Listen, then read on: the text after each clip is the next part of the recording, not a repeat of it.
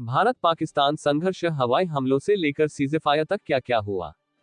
इसी सप्ताह मंगलवार और बुधवार की दरमियानी रात भारत ने पाकिस्तान और पाकिस्तान प्रशासित कश्मीर में कई जगहों पर हवाई हमले किए। भारतीय रक्षा मंत्रालय ने 7 मई की सुबह बयान जारी कर बताया कि इस हमले को ऑपरेशन सिंदूर का नाम दिया गया था और इसके तहत दौरान कुल 9 आतंकी ठिकानों को निशाना बनाया गया है। बयान के मुताबिक मंगलवार आधी रात के बाद भारतीय समयानुसार 1:05 बजे से 1:30 बजे के बीच 9 ठिकानों पर हमले किए गए। इनमें बहावलपुर का अहमदपुर शर्किया, शेखुपुरा का मुरीद के, मुजफ्फराबाद, कोटली, सियालकोट, शकरगढ़ शामिल है।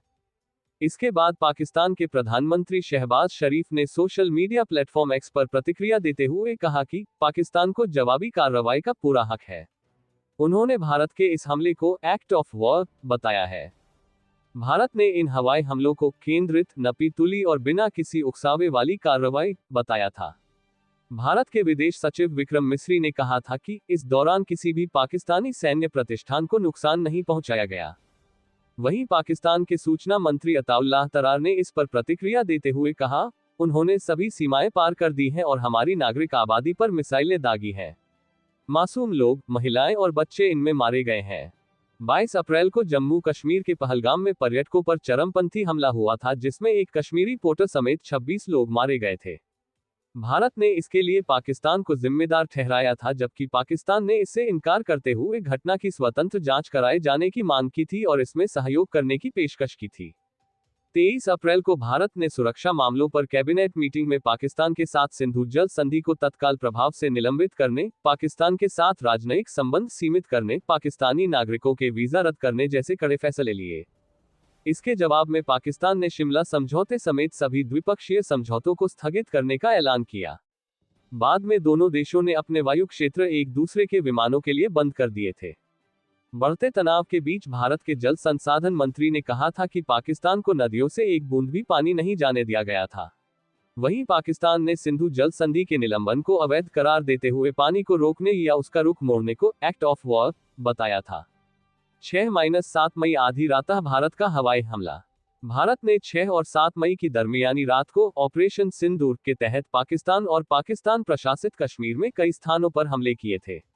पाकिस्तान ने इस हमले में कई लोगों की मौत के साथ बड़े नुकसान की बात मानी थी। जिन जगहों पर हवाई हमले किए गए उनमें पाकिस्तान पंजाब का बहावलपुर भी शामिल है। यहां भारत ने सुभान अल्लाह मस्जिद पर हमला किया गया। चरमपंथी संगठन जैश-ए-मोहम्मद ने एक बयान जारी कर कहा था कि बहावलपुर हमले में संगठन के प्रमुख मसूद अजहर के परिवार के 10 सदस्य और 4 करीबी सहयोगी मारे गए। फरवरी 2019 में जैश-ए-मोहम्मद ने जम्मू कश्मीर में एक आत्मघाती बम विस्फोट को अंजाम दिया था, जिसमें 40 सैनिकों की मौत हो गई थी। लेकिन हवाई हमले से पहले भारत के गृह मंत्रालय ने 7 मई को देश के करीब 244 सिविल डिफेंस जिलों में मॉक ड्रिल के निर्देश दिए थे। भारत ने इस हमले के तुरंत बाद अमेरिका और संयुक्त राष्ट्र सुरक्षा परिषद को इस बारे में जानकारी दी। बढ़ते तनाव के बीच पंजाब और जम्मू कश्मीर के सीमावर्ती इलाकों से लोगों ने अपने घरों को खाली करना शुरू कर दिया। इसके साथ ही सीमावर्ती राज्यों और केंद्र शासित प्रदेशों में हवाई सेवाएं भी रद्द कर दी गईं। लेकिन इस हवाई हमले को लेकर परस्पर विरोधी बयानबाजी देखने को मिली। पाकिस्तान ने दावा किया कि उसने 6-7 मई की दरमियानी रात को भारत के 5 लड़ाकू जेट गिराए, हालांकि भारत ने इस पर तुरंत प्रतिक्रिया देने से मना कर दिया।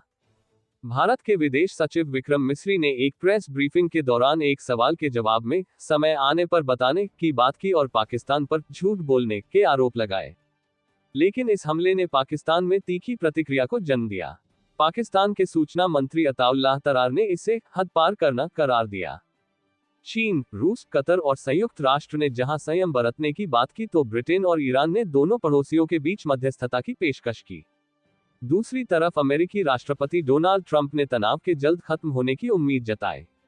उन्होंने यहां तक कह दिया कि दोनों देश कई दशकों और सदियों से लड़ रहे हैं, मैं बस यही उम्मीद करता हूं कि यह बहुत जल्दी खत्म हो जाए।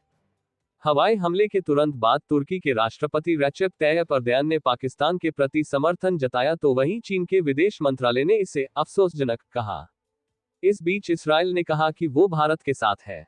लेकिन भारत के हवाई हमले के बाद 24 घंटे के अंदर ही दक्षिण एशिया में 2 परमाणु हथियार संपन्न पड़ोसियों के बीच जल्द ही टकराव की नौबत दिखाई देने लगी।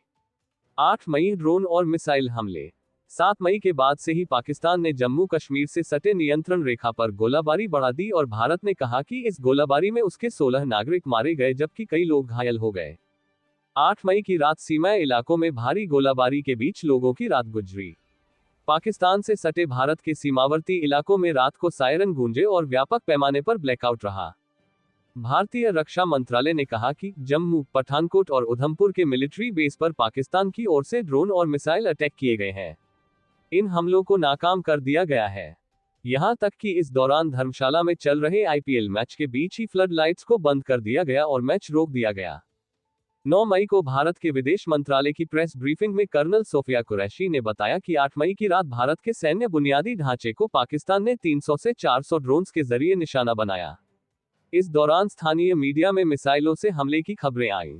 कर्नल सोफिया ने कहा कि 8 मई की रात पाकिस्तान ने 36 स्थानों पर ड्रोन से घुसपैठ की कोशिश की थी। हालांकि बड़े पैमाने पर ड्रोन हमलों के कुछ देर बाद ही बीबीसी से बात करते हुए पाकिस्तान के रक्षा मंत्री ख्वाजा आसिफ ने इन हमलों से इनकार किया था। लेकिन विदेश सचिव विक्रम मिस्री ने बीते 24 घंटों में पाकिस्तान की ओर से की गई कार्रवाई का जवाब देने की बात कही। भारतीय सेना ने भी कहा कि बीती रात हुए पाकिस्तानी मिसाइल और ड्रोन हमलों को निष्क्रिय किया गया। 9 मई भारत ने क्या कहा? 9 मई को भारत और पाकिस्तान के बीच सैन्य टकराव अपने चरम पर पहुंच गया और दोनों देशों ने एक दूसरे पर बैलिस्टिक मिसाइलों से हमले के आरोप लगाए। भारतीय सेना के अतिरिक्त लोक सूचना महानिदेशालय एडीजीपी ने कहा कि पाकिस्तानी सेना ने 8 और 9 मई की आधी रात भारत की पूरी पश्चिमी सीमा पर हमला किया। 10 मई को भारत के विदेश मंत्रालय की ओर से प्रेस ब्रीफिंग में दावा किया गया कि पाकिस्तान ने भारत के सैन्य हवाई अड्डों पर हाई स्पीड मिसाइल से हमला बोला था। उधर पाकिस्तान ने अपने सैन्य हवाई अड्डों पर भारत की ओर से हवाई हमले के आरोप लगाए। दोनों देशों के बीच बढ़ते टकराव के हाथ से निकल जाने के आसन्न खतरे के बीच अंतर्राष्ट्रीय स्तर पर कूटनीतिक प्रयास भी तेज हुए। हालांकि अमेरिका के रुख को लेकर असमंजस तब और बढ़ गया जब अमेरिकी उपराष्ट्रपति जेडी वेंस ने कहा, हम मूल रूप से युद्ध में शामिल नहीं होने जा रहे हैं। ये हमारा काम नहीं है। हम कूटनीतिक तरीकों से इस मुद्दे पर अपना प्रयास जारी रखेंगे।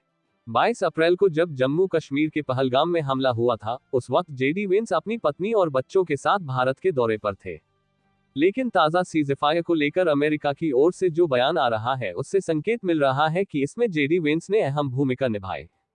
पाकिस्तान के प्रधानमंत्री शहबाज शरीफ ने भी सीज़फायर के लिए अमेरिकी राष्ट्रपति डोनाल्ड ट्रंप और उपराष्ट्रपति जेडी वेंस को धन्यवाद कहा है। 10 मई को तनाव चरम पर।